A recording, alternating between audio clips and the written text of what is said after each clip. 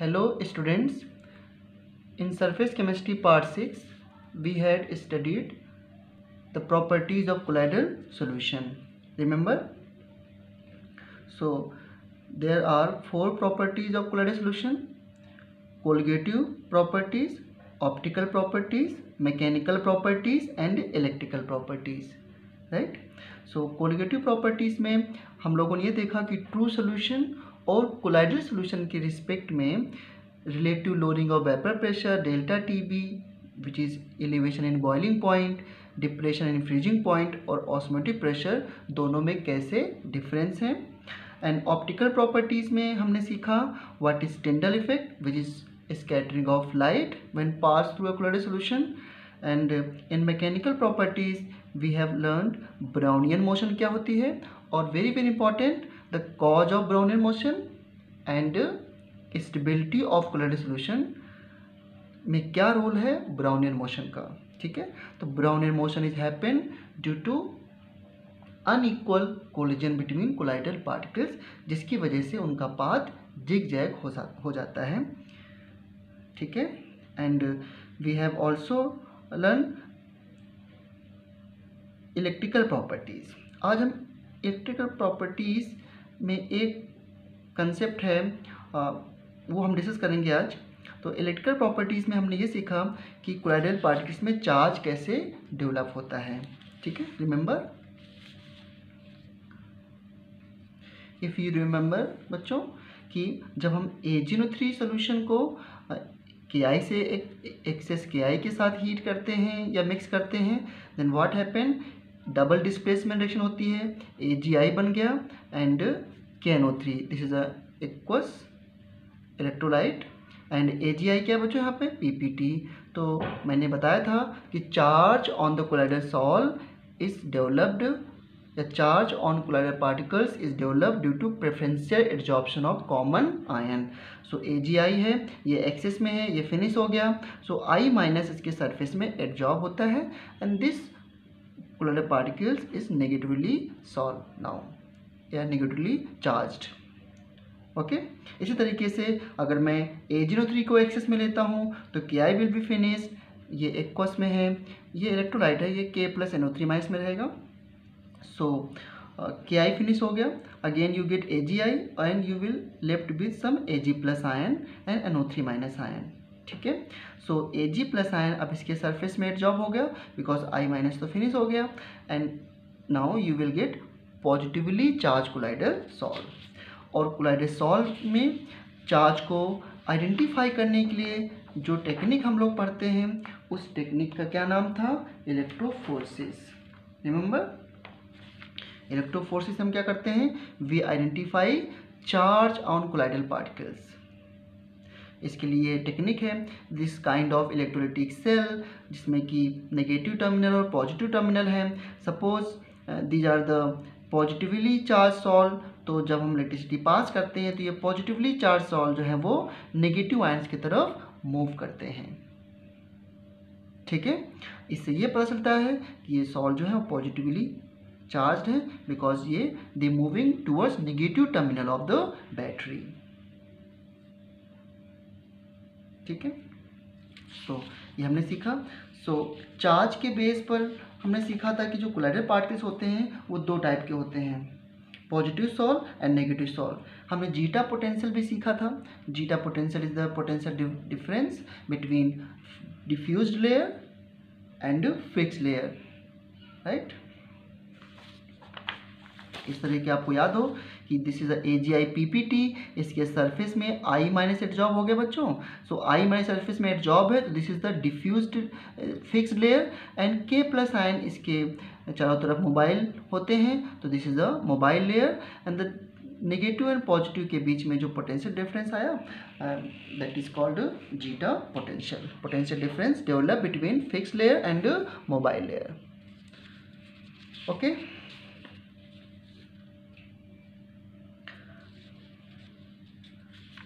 And एक बात और इम्पॉर्टेंट बच्चों ने सीखी थी कि the stability of colloidal particles is due to presence of charge या stability of colloidal solution let me correct, stability of colloidal solution is due to presence of charge on the colloidal particles.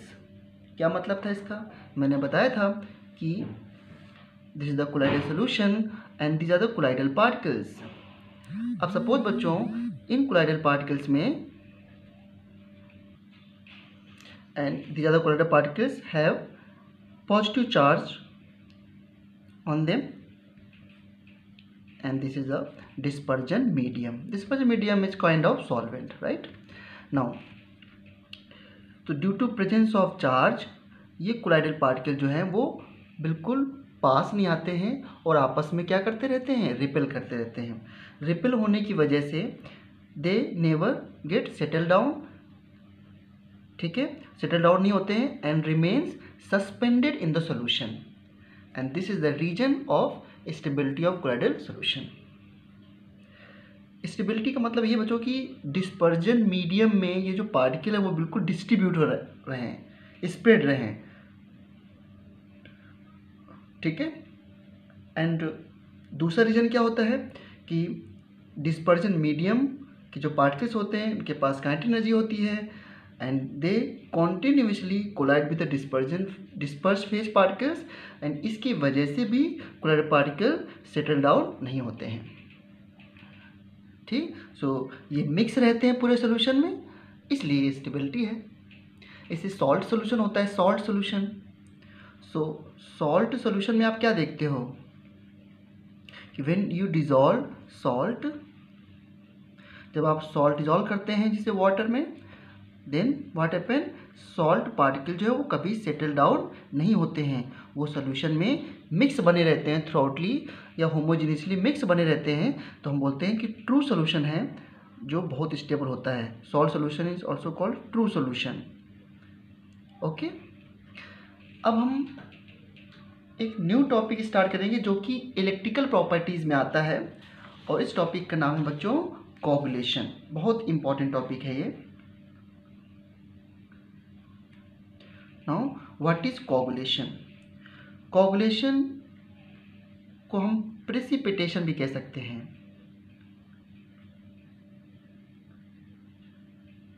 This is a kind of precipitation. अभी मैंने क्या बताया कि colloidal solution की stability क्या होती है, क्योंकि उनके ऊपर चार्ज प्रेजेंट होता है तो वो आपस में रिपेल करते रहते हैं and they remain mix in the solution and hence stable. अब अगर किसी तरह इस चार्ज को ख़त्म कर दिया जाए तो ये पार्टिकल्स एग्रीगेट हो जाएंगे और हैवी पार्टिकल बन जाएंगे and then settle down, means dispersion medium से डिस्पर्जन फेज के पार्टिकल अलग हो जाएंगे और वो अनस्टेबल हो जाएगा. दिस इज कॉल्ड प्रेसिपिटेशन, ठीक है. तो कोगुलेशन क्या होता है? It is a process of settling down, settling of colloidal particles. Colloidal particles का नीचे सेटल हो जाना, ठीक है. This is the, suppose this is the medium, okay, and this is the colloidal particle जो कि सेटल हो गए हैं इस तरीके से. सो हम क्या बोलेंगे? This is coagulation. Okay, so it is a process of settling of colloidal particles, or we can define like this: the precipitation of colloidal salt by addition of electrolyte is called coagulation. Electrolyte को add करके coagulation कराना एक method है. there are various method by which a colloidal solution can be precipitate. Correct? अब इस बात को समझते हैं एक बार अच्छे से.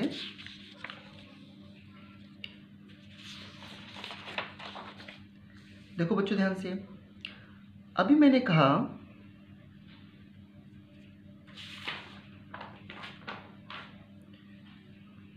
कि these are the colloidal particles, okay, suspended in a dispersion medium. इसमें मिले हुए इस तरीके से and this particles have let positive और नेगेटिव चार्ज ना. तो suppose they have positive charge on their surface like this now and this is the colloidal solution. This particles have positive charge on their surface, ठीक है. Now what happen that you have added an electrolyte like NaCl or any other electrolyte. You know what are the electrolyte? Which dissociate into ions. So जब आपने electrolyte add किया तो क्या करेंगे, ये electrolyte क्या करेगा कि इस इलेक्ट्रोलाइट का जो नेगेटिव पार्ट है जैसे Cl माइनस, वो जाकर के इन कोलाइडेड पार्टिकल से कंबाइन कर जाएगा, ठीक है, एंड कंबाइन करके क्या बना देगा, precipitate which will be settle down. Getting my point. Positive charge electrolyte, this is electrolyte. Positive charge electrolyte के नेगेटिव पार्ट से कंबाइन करके क्या बनाएगा, precipitate. Precipitate is a thick form, it is solid, and ये sir नीचे क्या हो जाएंगे, सेटल डाउन हो जाएंगे इस तरीके से, मीन्स मीडियम से दूर हो जाएंगे, and this process called coagulation. Now समझ चुके होंगे आप लोग, इसलिए मैंने यहाँ पे लिखा है by addition of electrolyte. The precipitation of colloided particles या aggregation of colloided particles by addition of electrolyte is called coagulation, या इसको फ्लोकुलेशन भी बोलते हैं बच्चों, ठीक है. अब देखो ध्यान से, एक इंपॉर्टेंट टर्म और है.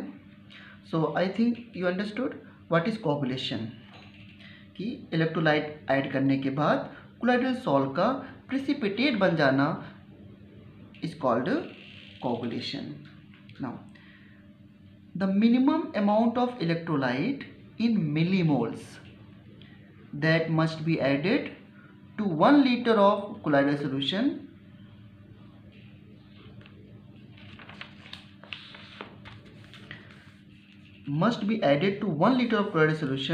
for complete coagulation is called coagulation value या flocculation value. तो अभी मैंने क्या बताया बच्चों कि इलेक्ट्रोलाइट ऐड करने से कोगुलेशन हो जाता है. तो इलेक्ट्रोलाइट की मिनिमम अमाउंट जो कि मिलीमोल्स में हो, 1 लीटर सॉल्यूशन में ऐड करने के बाद जितना भी कोगुलेशन होता है उसे बोलते हैं कोगुलेशन वैल्यू. जितना भी क्या मतलब कि हमें जो इलेक्ट्रोलाइट ऐड करना है उसकी अमाउंट मिलीमोल्स में हो और 1 लीटर सॉल्यूशन हो, कौन सॉल्यूशन, कोलाइडल सॉल्यूशन, उसको कंप्लीटली कोगुलेट करने के लिए जो ऐड करते हैं दैट इज कोगुलेशन वैल्यू. तो ये अमाउंट मिलीमोल्स मेजर करना है, बस आपको देखने रहना है कि कितना अमाउंट ऐड किया जाए कि जो 1 लीटर कोलाइडल सॉल्यूशन है वो पूरी तरह कोगुलेट हो जाए, ठीक है. तो अगर मुझे कोगुलेशन वैल्यू का फॉर्मूला लिखना होगा तो क्या लिखूंगा मैं, इसे मोलारिटी बोलते हैं तो कैसे बोलते हो, number of moles present in 1 litre solution. So you will say number of millimoles required for coagulation of 1 litre solution, ठीक है. तो we can write number of millimoles divide by volume of colloidal solution in litre, ऐसे हम लोग लिख देंगे like that, है ना. Coagulation value equal to millimoles divide by volume of colloidal solution in litre, ठीक है. Smaller the value of electrolyte greater it's coagulation power. अब देखो ध्यान से, अगर मान लो कि this is the colloidal solution, this is colloidal solution and these are the colloidal particles, these are the colloidal particles जो कि सल्यूट की पार्ट की तरह मान सकते हो आप लोग, ओके बच्चों.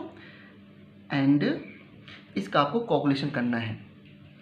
सो मैं बोलूँ कि इस सॉल्यूशन का, suppose this is a 1 litre, this is a 1 litre colloidal solution, okay. So this is 1 litre colloidal solution. अब बच्चों देखो, इसको कोगुलेट करने के लिए सपोज हमें 20 मिलीमोल NaCl चाहिए पूरी तरह कोगुलेट करने के लिए, और 10 millimole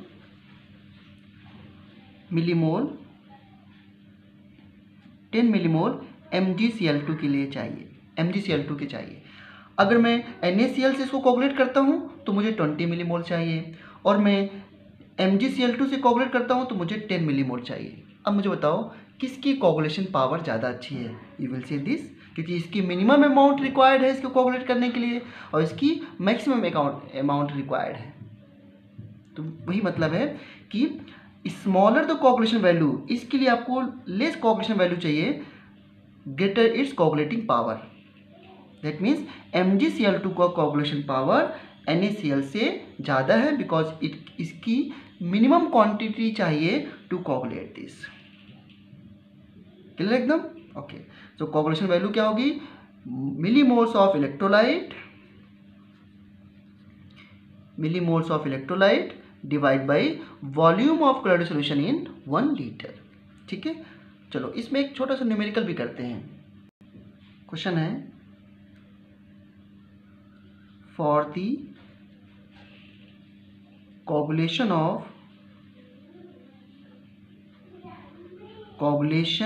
of 100 ml arsenic sulphide AS2S3 arsenic sol, ये बच्चों नेगेटिव सॉल होता है, सल्फाइड सॉल है। 5 ml of 1 molar NaCl is required.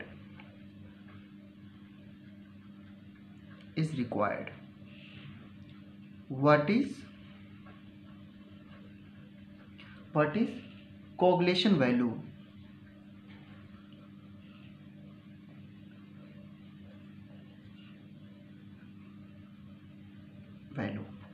ठीक है, ये क्वेश्चन है।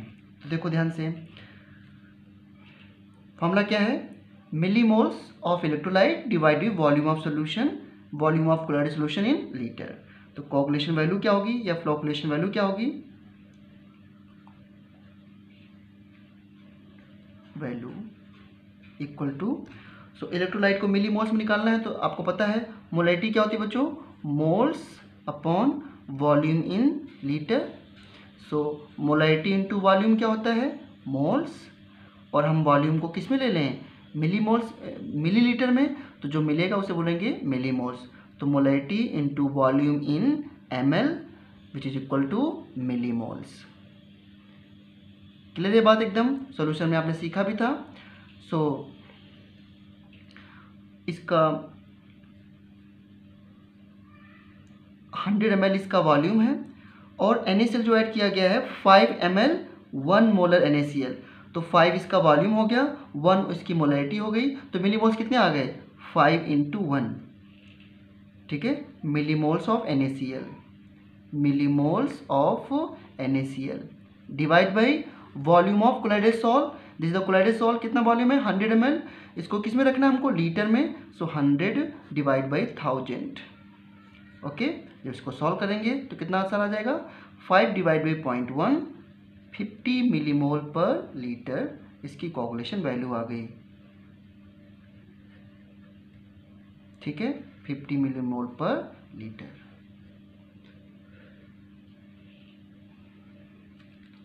समझ गए आप लोग?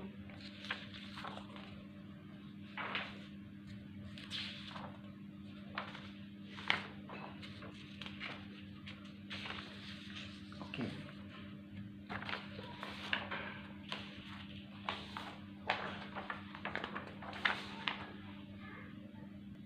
नेक्स्ट बच्चों पढ़ते हैं factor affecting coagulation. Okay, so you can see nature of electrolyte, nature of salt and valency of ions of electrolyte। ये 3 फैक्टर हैं, और भी हो सकते हैं। समझते हैं नेचर ऑफ इलेक्ट्रोलाइट में कैसे। अगर मैं आपसे पूछूं कि 1 मोलर एसिटिक एसिड इक्वल्स, ठीक है, और 1 मोलर NaCl, इन दोनों में सेम कोलाइडेड सॉल को कोगुलेट करना हो तो इन दोनों में बेटर कौन है? एसिटिक एसिड है।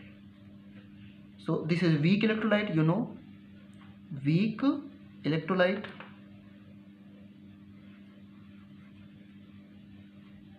ये वीक इलेक्ट्रोलाइट है, that means partially dissociated to ions. और ये क्या है आपका? Strong electrolyte.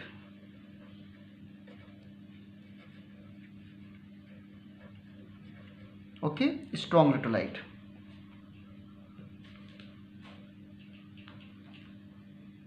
So colloidal solution में जो आयंस हैं, ये देखो ये कोलाइडल पार्टिकल्स है, ये पॉजिटिव सॉल है। अब इसमें अगर हमने स्ट्रॉन्ग इलेक्ट्रोलाइट ऐड किया है तो ये इलेक्ट्रोलाइट ज़्यादा आयंस प्रोड्यूस करेगा, तो ज़्यादा कोगुलेशन होगा। सारे पॉजिटिव पार्टिकल जो हैं वो इसके नेगेटिव पार्ट से कोलाइड कर जाएंगे, नेगेटिव पार्ट से कंबाइन करके प्रेसिपिटेट बना लेंगे। और अगर ये कोलाइडल पार्टिकल्स नेगेटिव होते तो इसके पॉजिटिव पार्ट से कंबाइन कर जाते, क्योंकि ये तो कंप्लीट डिसोसिएट होता है NaCl। बट अगर आप एसिटिक एसिड ऐड करते हो तो एसिटिक एसिड कम आयंस में डिसोसिएट होता है, तो फिर ये कम कोगुलेशन करेगा। ओके, तो वही है कि नेचर ऑफ इलेक्ट्रोलाइट में सेम कंसंट्रेशन पर stronger electrolyte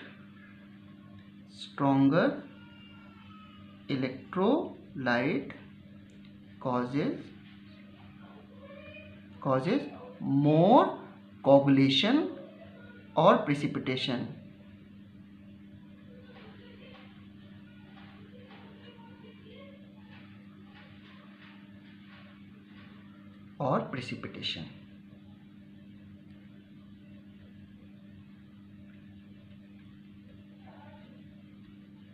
Okay, so this is how it depend upon the nature of electrolyte, means stronger electrolyte, more coagulation. Nature of solve, nature of solve में बच्चों आपने दो सॉल्व पढ़े हैं। एक का नाम है हाइड्रोफिलिक सॉल्व,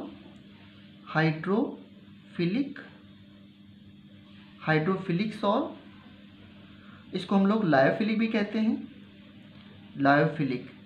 ध्यान देना, मैंने लायोफिलिक के नेम से पढ़ाया था। लायोफिलिक सॉल्व आपने पढ़ा था। अब आपको पता है कि अगर लायोफिलिक सॉल्व में हम सॉल्वेंट वाटर ले लें, डिस्पर्जन मीडियम वाटर होता है, तो उसको हम लोग हाइड्रो या एक्वा सॉल्व बोलते हैं ना। तो दिस इज एक्वाफिलिक या हाइड्रोफिलिक नेम हो सकता है, डिपेंड अपॉन कि क्या सॉल्वेंट आपने यूज किया है। इसे एरोसॉल कब बोलते हो आप लोग? जब सॉल्वेंट हमारा क्या हो, एयर हो। ठीक है, लायोफिलिक सॉल्व आपने पढ़ा एंड लायोफोबिक भी पढ़ा आपने, lyophobic sol. Now which one is more stable? we know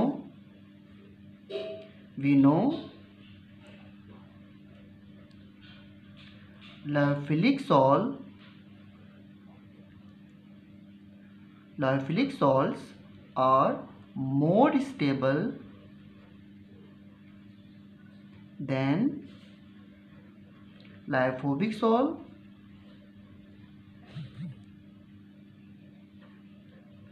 ठीक है, देन लायोफोबिक सॉल्व। ठीक है, इसलिए सो कोगुलेशन ऑफ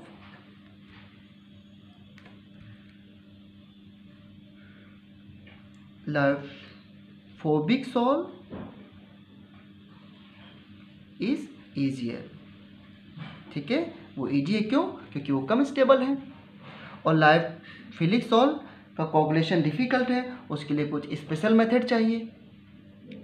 तो ये ध्यान रखना कि लायोफिलिक और लायोफोबिक में लायोफोबिक सॉल्व अनस्टेबल होते हैं, इसलिए इनका कोगुलेशन फास्ट होता है। ठीक है, आपको पता है कि लायोफोबिक सॉल्व क्या होते हैं कि जब डिस्पर्जन फेज की डिस्पर्जन मीडियम से एफिनिटी नहीं होती है। सो ऐसे सॉल्व को प्रिपेयर करने के लिए हम स्पेशल मेथड यूज करते हैं which is called lyophobic sol. Next है वैलेंसी ऑफ आयंस। इस पर क्वेश्चन जरूर आएगा, valency of ions of electrolyte. इसका क्या मतलब है बच्चों? इसको समझने के लिए सपोज एक मैं क्वेश्चन से समझाता हूँ इसको आपको एग्जाम्पल हमारे पास है AS2S3, this is a negative solve, ये नेगेटिव सॉल्व है, इसको कोगुलेट करना है। तो ऑब्वियस सी बात है कि जब हम इलेक्ट्रोलाइट ऐड करेंगे तो इलेक्ट्रोलाइट का नेगेटिव पार्ट इससे कंबाइन करेगा, सॉरी पॉजिटिव पार्ट इससे कंबाइन करेगा, because this is a negative solve. अब मैं आपसे पूछूं कि सपोज इसको कोगुलेट करने के लिए मैंने ऐड किया NaCl, ठीक है, और मैंने ऐड किया MgCl2 और मैंने ऐड किया Al2, SO4 का होल थ्राइस, ये ऐड किए। अब मुझे बताओ अगर ये नेगेटिव सॉल्व है, sorry this is a negative solve, तो ये इन तीनों के पॉजिटिव यानी केटायन से अट्रैक्ट होगा, उसके साथ मिलकर के प्रेसिपिटेट बना लेगा। अब आपसे क्वेश्चन है कि इन तीनों में किसके अंदर पावर ज़्यादा है, कौन सा इलेक्ट्रोलाइट बेटर है टू कोगुलेट नेगेटिव सॉल्व। इसी से आप क्लियर हो जाएगी valency of ions of the electrolyte. तो यू नो कि अगेन मैं एक बार लिखता हूँ, we have AS2S3, this is the negative sol, this is a negative solve, and we have added NaCl, MgCl2 and Al2SO4 का होल थ्राइस। नाउ पहले देखो ये नेगेटिव सॉल्व है तो केटायन विल कोगुलेट। सो यहाँ पे केटायन की वैलेंसी क्या है, वैलेंसी ऑफ केटायन यहाँ पे +1 है, यहाँ पर क्या है +2, और यहाँ पे Al की वैलेंसी क्या है +3, पॉजिटिव चार्ज। अब +3 नेगेटिव सॉल्व को ज़्यादा कोगुलेट कर सकता है या +2 या +1, द आंसर इज +3। यही है वैलेंसी ऑफ आयंस। तो मैं यहाँ पे लिखूंगा greater the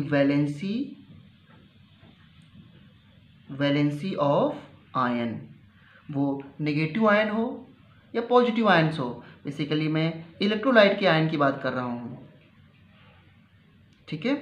greater the valency of ion,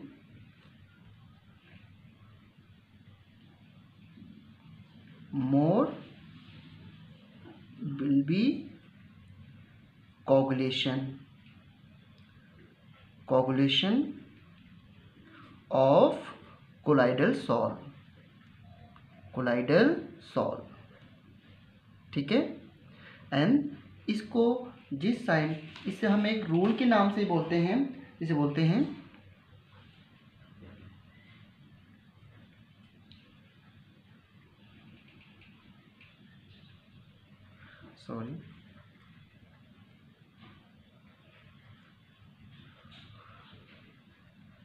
हार्डी-सुलजे rule. तो अगर ये रूल लिखने को आता है तो क्या बोलोगे कि as the valency of ions increases the coagulation increases, ठीक है। जैसे कि एक मैं क्वेश्चन और पूछूं, नेक्स्ट क्वेश्चन है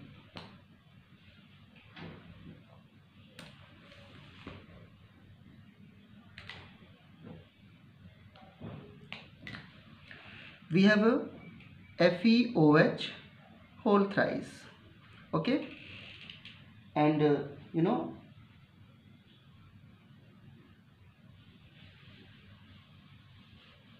this is a positive salt, hydroxide के लिए पॉजिटिव सॉल्ट होते हैं। सो this is a positive salt, let us consider this is a positive salt, it will be given, otherwise नहीं गिवन है तो आप केवल इलेक्ट्रोलाइट जो दिए हों उनके बैलेंस ही देख लो। This is a positive salt, ठीक है। Now these are electrolyte added, इसका आंसर क्या था, ये वाला NaCl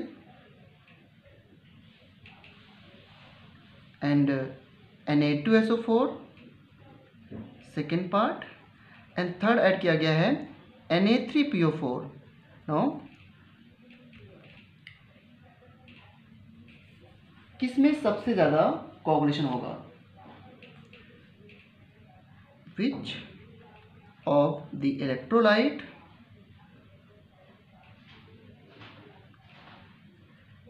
is most effective for coagulation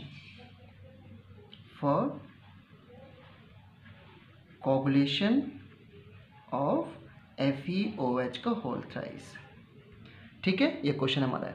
अब देखो अगर मैं आपको ना भी दूं कि ये पॉजिटिव सॉल्व नेगेटिव सॉल्व है, तब भी आप समझ जाओगे कि केटायन तो यहाँ सेम है ना, तो एनायन करेगा, एनायन कोगुलेशन करेगा, और एनायन कोगुलेशन करेगा तो फिर ये सॉल्व कैसा होना चाहिए, पॉजिटिव। अब देखो वैलेंसी देखो एनायन की, पहले में Cl- एनायन है, दूसरे में SO4 2- है, और तीसरे में PO4 3- है, ठीक है। सो क्या ऑर्डर होगा, क्योंकि इसकी वैलेंसी ज़्यादा है, 3 माइनस है, तो 3 माइनस का कोएफिशिएंट पावर 2 माइनस ज़्यादा होगा, 2 माइनस का 1 माइनस ज़्यादा होगा। This Hardy Schulze rule. ठीक है। एंड एक क्वेश्चन मैं और पूछ लेता हूँ आपसे यहीं पर कि Br minus CO3 2 minus and PO4 3 minus FeCN का whole 6 4 minus, what is the order of coagulation power. तो ये ऑर्डर होगा, जितना ज़्यादा चार्ज उतना ज़्यादा कोगुलेशन पावर होगा। ये किसी कोलाइडल सॉल्यूशन को सबसे ज़्यादा ये कोगुलेट करेगा, उसके बाद ये, इसके बाद ये, इसके बाद ये। क्यों? क्योंकि यहाँ पे इसकी वैलेंसी सबसे ज़्यादा है।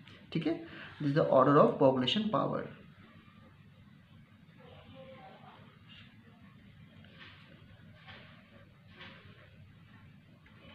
Order of coagulation power. ठीक है बच्चों। बट अगर इसमें ये क्वेश्चन पूछ लें कि लिथियम प्लस, सोडियम प्लस और पोटेशियम प्लस में कोगुलेशन पावर का ऑर्डर क्या होगा, आप कैसे बताओगे? मान लो किसी नेगेटिव सॉल्ट को ये कोगुलेट कर रहे हैं, तो किसका ज़्यादा पावर होगा?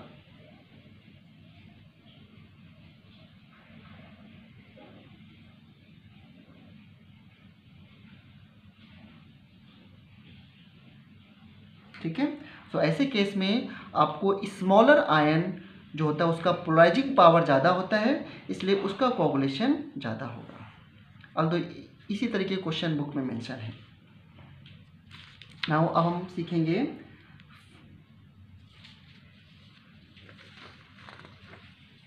Method of coagulation.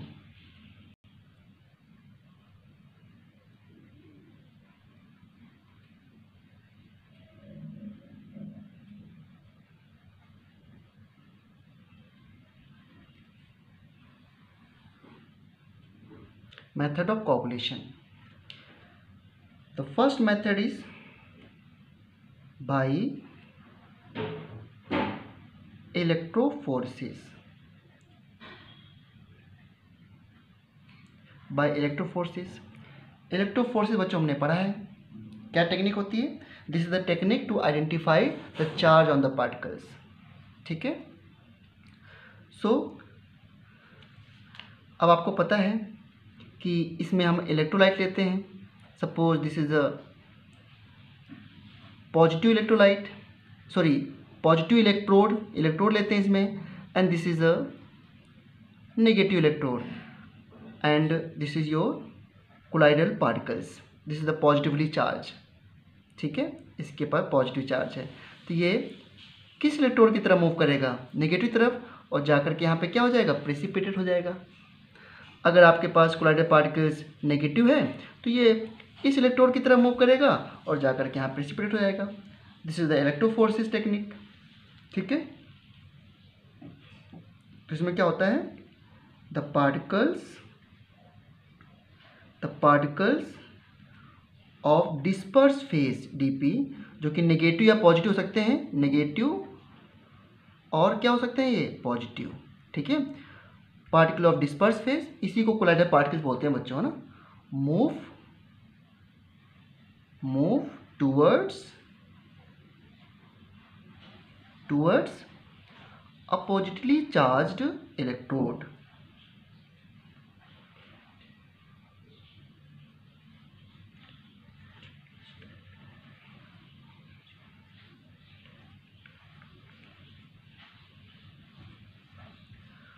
ठीक है।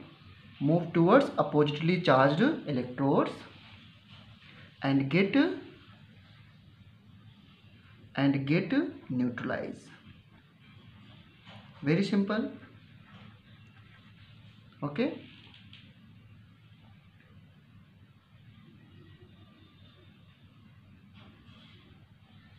एंड आप देखोगे कि अगर इस प्रोसेस को हम कंटिन्यू करते रहें तो ये पार्टिकल बहुत सारे यहाँ पर बहुत बड़े पार्टिकल के फॉर्म में यहाँ पे डिपॉजिट हो जाएंगे, and they will settle down and the precipitation will takes place. Okay. And दूसरा मेथड है बच्चों, by adding electrolyte.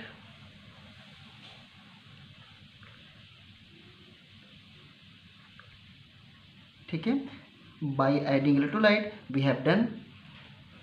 Electrolyte add करने से क्या होता है कि जो अपोजिटली चार्ज कोलाइडल पार्टिकल्स होते हैं, डिस्पर्स फेज के पार्टिकल होते हैं, वो इलेक्ट्रोलाइट के अपोजिट चार्ज से मिल करके काफ़ी हैवियर और सॉलिड पार्टिकल बन जाते हैं जो कि सेटल डाउन हो जाते हैं। अभी आपने यही सीखा है, तो इलेक्ट्रोलाइट तो हमने सीखा ही है अभी। एंड थर्ड मेथड इज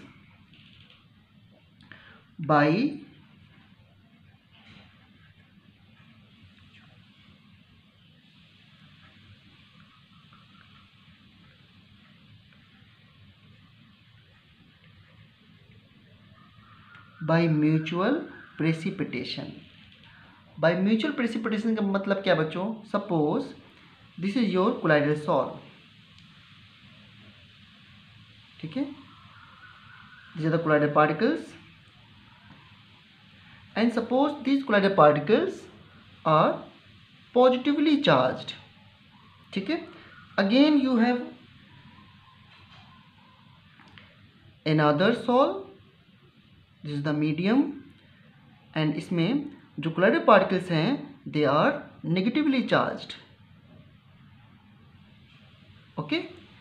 अब इन दोनों को आप मिक्स कर दीजिए, एक नेगेटिव एक पॉजिटिव सॉल्व था बच्चों और एक नेगेटिव सॉल्व था। इन दोनों को मिक्स कर दो। मिक्स करने के बाद क्या होगा?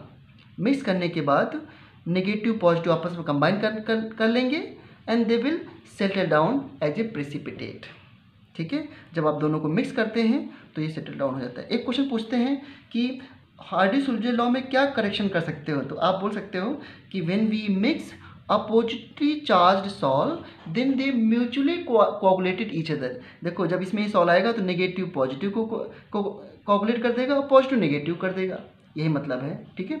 सो mutual precipitation takes place, that's why it is called mutual precipitation, ठीक है। तो mutual precipitation takes place by adding oppositely charged sol, very simple. तो इसमें क्या करते हैं,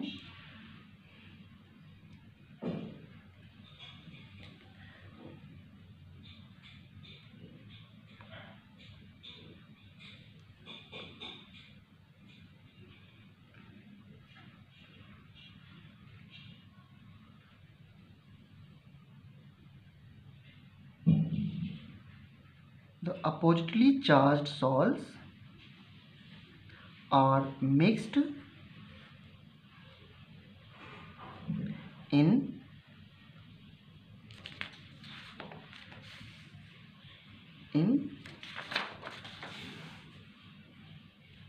proper ratio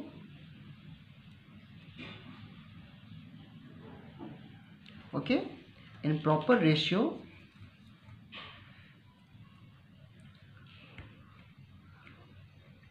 to neutralize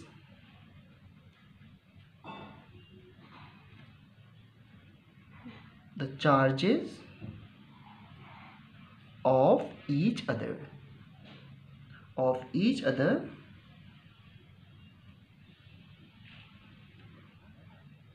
ठीक है, causing precipitation।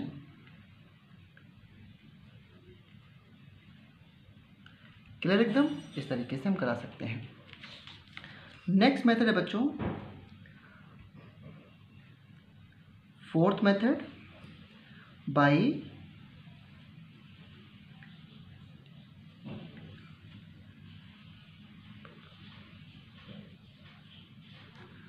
prolonged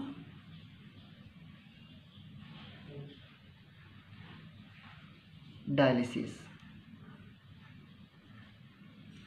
bye prolong dialysis.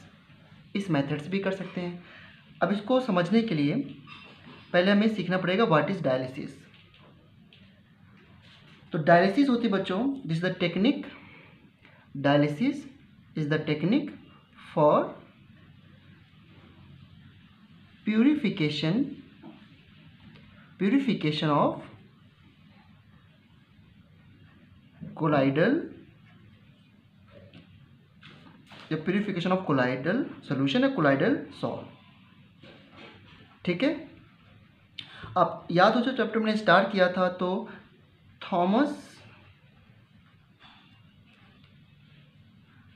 Graham ने डिफाइन किया सबसे पहले कोलाइडल सॉल्यूशन को, सबसे पहले सब्सटेंस को डिफाइन किया था दो फॉर्म में, कोलाइड्स में और क्रिस्टलॉइड में। और याद करो क्रिस्टलॉइड क्या होते हैं, जो मेम्ब्रेन से, परचामेंट मेम्ब्रेन से पास हो जाते हैं, और कोलाइड्स क्या होते हैं, जो पास नहीं होते हैं। ठीक है, किसी सब्सटेंस का सॉल्यूशन अगर परचामेंट मेम्ब्रेन से पास नहीं हो रहा है तो उसे बोलेंगे कि जो सब्सटेंस है दैट इज कोलाइड्स। और किसी सब्सटेंस का सॉल्यूशन अगर परचामेंट मेम्ब्रेन से पास हो जाता है तो उसे बोलते हैं क्रिस्टलॉइड। ठीक है, तो यहाँ पर ये जो टेक्निक है ये थॉमस ग्राहम ने ही बताई थी। इन्होंने क्या किया था, देखो पहली बात तो डायलिसिस देखो क्या होता है, the process of separating the particles of colloid from those of crystalloid. Crystalloid के समझो एक तरीके से ट्रू सोल्यूशन की बात हो रही है, क्रिस्टलॉइड मतलब ट्रू सोल्यूशन। और बच्चों पता है आपको ट्रू सोल्यूशन के पार्टिकल जो होते हैं वो स्मॉलर होते हैं बहुत, इसलिए they can be pass from parchment membrane, या मेम्ब्रेन से पास हो जाते हैं through membrane is known as dialysis. अब देखो ध्यान से, ये जो आप देख रहे हैं इस तरीके का डायग्राम, इसे बोलते हैं डायलेजर। ठीक है,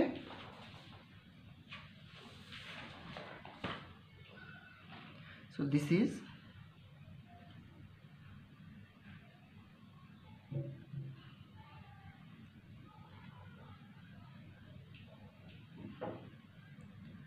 डायलेजिंग मेम्ब्रेन कह सकते हो या डायलेजर बोल सकते हो। ओके, एंड ये जो आप देख रहे हो ऊपर बच्चों, इसमें ब्लू कलर से मैंने लगा रखी है, दिस इज अ फनल।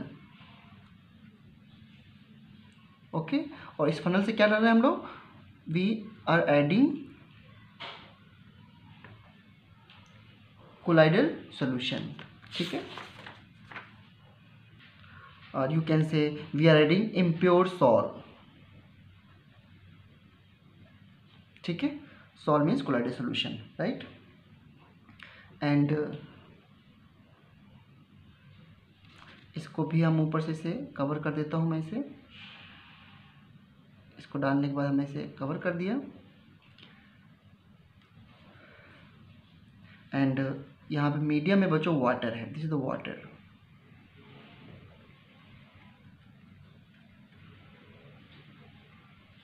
ठीक है, and this is your salt. अब कोलाइडल पार्टिकल्स में जो चार्ज है, मैं दिस इज द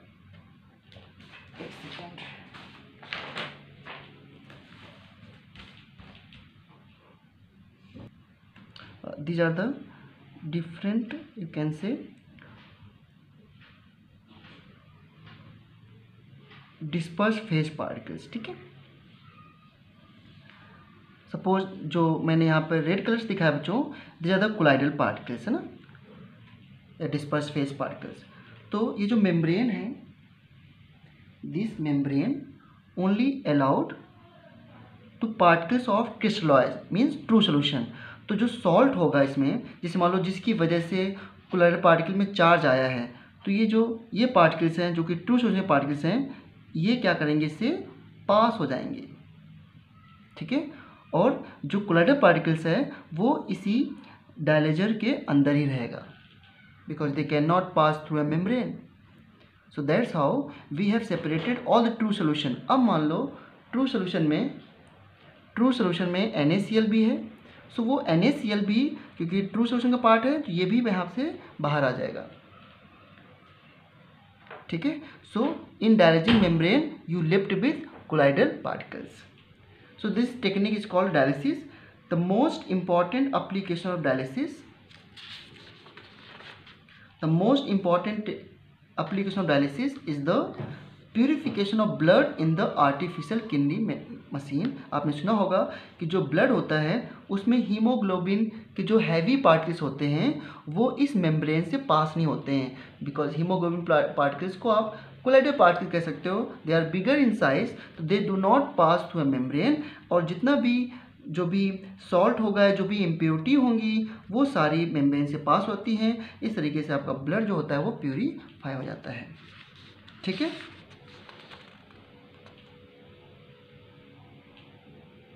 क्लियर है एकदम। अब डायलिसिस से कैसे होता है प्रिसिपिटेशन? तो देखो, जब प्रोलॉन्ग डायलिसिस करते हैं तो जितने भी, आपको पता है कि चार्ज कैसे आता है कोलाइडल पार्टिकल्स पे? कोलाइडल पार्टिकल पे चार्ज, जो कोलाइडल सॉल्यूशन की स्टेबिलिटी कैसे होती है? Due to presence of charge. तो अगर हम प्रोलॉन्ग डायलिसिस करेंगे तो जितना भी इलेक्ट्रोलाइट होगा उसके अंदर वो सारा बाहर आ जाएगा। इससे क्या होता है कि उस पर चार्ज खत्म हो जाएगा and colloidal particle will become unstable and then they will aggregate each other and form precipitate. ठीक है, तो देखो ध्यान से, the stability of colloidal salt, इसको आप अपने आप से लिख लेना। The stability of colloidal salt is due to presence of small amount of electrolyte. On prolong dialysis these electrolytes completely remove through membrane। क्यों? क्योंकि जो इलेक्ट्रोलाइट है वो ट्रू सोल्यूशन का पार्ट है, membrane, and colloidal solution become unstable या colloidal particle become unstable and then they aggregate each other. Unstable हो गए इसलिए आपस में एग्रीगेट हो गए और ये सेटल डाउन हो गए and become precipitate. So these are the various method for the coagulation. And next surface chemistry video हम सीखेंगे emulsion, types of emulsion and emulsification, de-emulsification, like all these ना।